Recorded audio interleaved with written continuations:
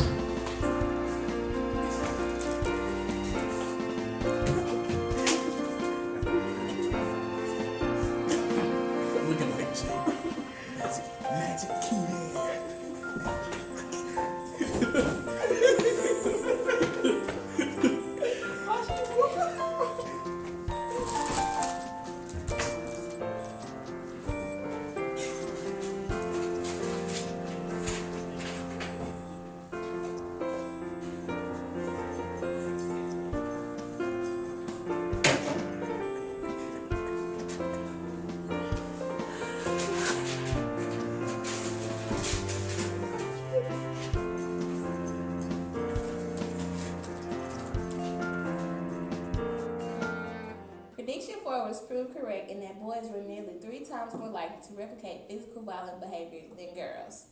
The measurement for verbally aggressive behavior again showed that children exposed to aggressive role models were more likely to imitate this behavior. The levels of verbal aggression expressed were about the same for boys and girls.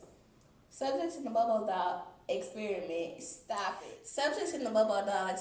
exposed to the non-aggressive model or no model at all showed little imitative aggressive behavior. This finding partially proved prediction 2, with children exposed to a passive role model showing less imitative aggression.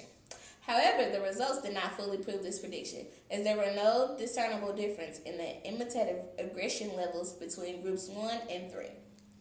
Male subjects exposed to non-aggressive role models were less likely to use the mallet to hit the Bobo doll. Strangely, male subjects placed with non-aggressive female models were more likely to use the mallet than the control group. Ditto.